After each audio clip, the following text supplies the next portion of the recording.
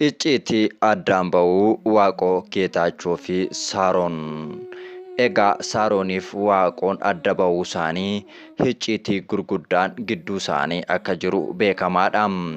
Haa ta'uti garuu Waaqoon dhoksuuf yaalus sammuu namoota hedduu keessatti gaaffileen dhufan danuudha. Waaqoo Geetaachootu balleesse moo Saarooni kan jedhu namoonni hedduun ni xiinxalu.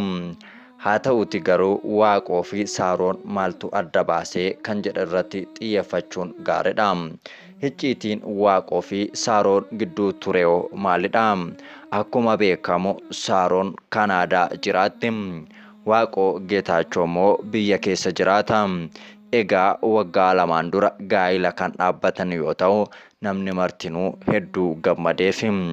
Egaa akkuma isin beektan abbaa Waaqoo Geetaachoon haala suukanneessaadhaan ajjeefamee turuunsaa akkasumas immoo Waaqoon dhimma sanarratti kitaaba barreessee namoota abbaasaa ajjeesaniif dhiifama gochuunsaa ni yaadatama. Waaqoonis kanaan hedduu kan dinqisiifatamaa turee fi abbaa dhiifamaa nama dhiifamni irraa baratamu jedhamee Waaqoon kanaan gurra danuu argateera. Waaqoonis gadda amma sana ga'u keessaa bahee bultii dhaabbachuu isaatti namoonni hedduu gammadaniif garuu bultiin sun oolee hin bullee hin turree ni diigame. Waaqoon dhimma gaa'ila isaatiin wal qabatee wantoota garaa nama nyaatan danuu dubbate. Abbaan manaa ganama ka'ee charchiin deema yoo jedhu haati manaan immoo kilabiin deema yoo jettu akkamiin bultiin isaanii bultii ta'aa yaada jedhus kaasetu jira.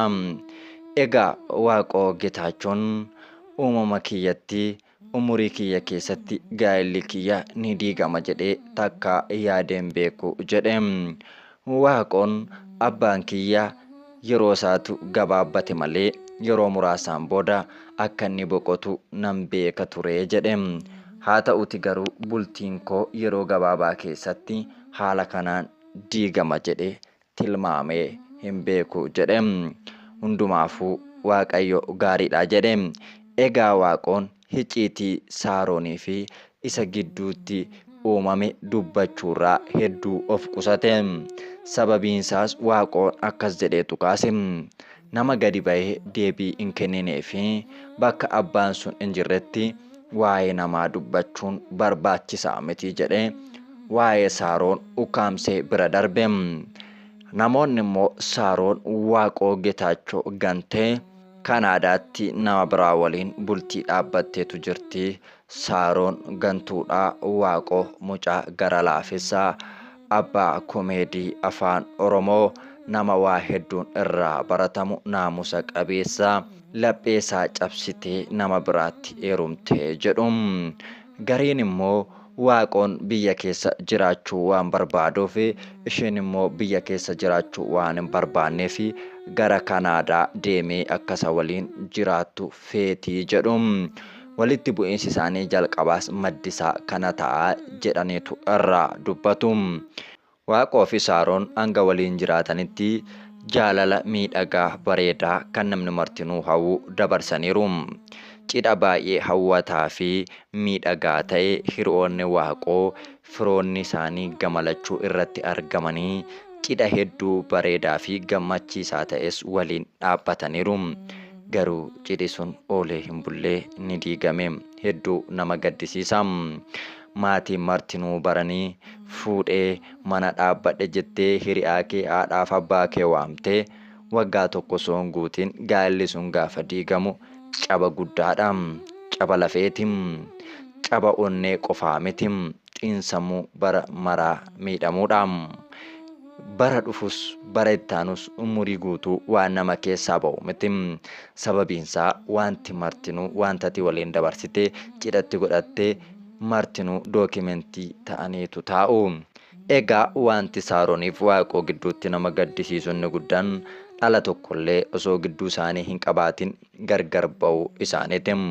Osoo dhala waliin qabaatanii haala suukanneessaa kanaan haala gaddisiisaa kanaan haala uummanni martinuu gaddee dhiphate kanaan adda hin ba'an ture. Dhalli walitti nama hiiti. Dhalli walitti nama harkisti. Dhala dhabuun isaanii gidduutti otoo dhala hin godhatin bultiin isaanii diigamuun immoo bultiin isaanii ittuu abdii akka hin godhanne ta'eera. Egaa gaa'ela keessatti Waaqayyo yoo namaa eebbise malee akka abbaan filatee qofaafis hin ta'u. Fedha Waaqaa osoo ta'ee ijoolleen kun lamaan waliin jiraatu. Haa ta'uti garuu sooshaal miidiyaa kanarratti jechoota jibbisiisoo fi fokkisiisoo yeroo Saaroon haadha manaa Waaqoo duraan jedhan ni dhaga'ama. Ammatti wanti beekamu hin jiru. Waaqotu balleessee Saaroontu balleessee wanti nuti beeknu hin jiru. Tarii waan nuti yaadnirraan adda ta'uu danda'a. Tarii rakkoon isaanii rakkoo biraa ta'uu danda'a. Rakkoo nuti amma jennu kana mara yoo ta'uu baate immoo boru itti gaabbina. Tarii Waaqoo fi Saaroonis walitti deebi'uu ni danda'u. Akka namoonni jedhanis nama biraattis heerumuu dhiisuu dandeessi. Tarii immoo boru gadi baatee dhugaa jiru yoo dubbatte immoo itti saalfattu waan ta'eef arrabsoo nama dhuunfaarraa namoonni osoo dhaabbattanii gaariidha. Kaleessa isin miti jara kan walitti fide. Arras immoo isin miti kan gargar baase waan ta'eef arrabsoon sin sooshaal miidiyaa irratti maxxansitan Waaqos waan fayyadu hin qabu. Yoo daran jibba isaan gidduu jiru hammeesse malee hanga danda'ametti wantoota jara kana walitti araarsu yookaan immoo waa Waaqoo bayyanachiisu ishiidhaafis immoo obsa ittiin wal obsanii ittiin gargar bahanii jiraatan yaadota nama ijaaran yaadota walitti nama fidan barreessutu gaariidha. Jechoonni nuti dubbannu nu biratti salphaa ta'uu danda'a. Garuu maatii Saaroon maatii Waaqoo biratti immoo ulfaataa ta'uu danda'a. Tarii Saaroon balleessuu dandeessi. Obbolaan ishii, haati ishii, abbaan ishii fi firoonni ishii immoo badii maal qaburee? Yeroo immoo ilmoon isaanii akkatti arrabsamtu itti saalfatu itti qaana'u waan ta'eef waan akkasirraa of eeggachuun baay'ee barbaachisaadha. Badii namni tokko balleesseen nama hedduu miidhuun sirrii miti.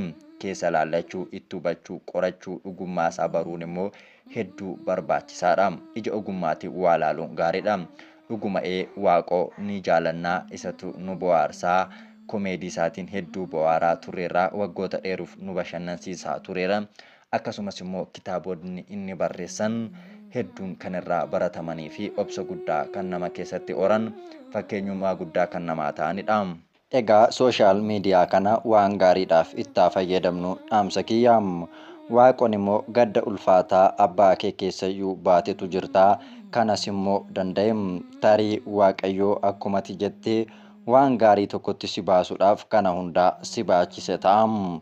Egeree kee gara fuulduraatti bakka guddaa geessee bultii gaarii dhaabbattee ijoollee hortee abbaa ilmaa abbaa intalaa taatee si arguun hawwii kootim. Namoonni sooshaal miidiyaa kanarras hawwii gaarii hawaafiin dhaamsa kiyyaam. Saaroon immoo gadi baatee deebii ga'aa akka kennitu abdii qabnaa.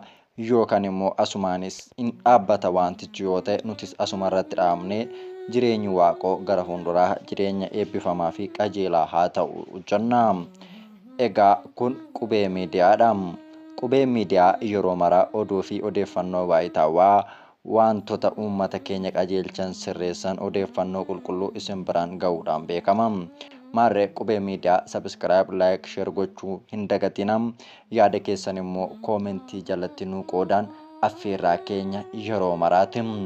Qubee miidiyaa jabeessaa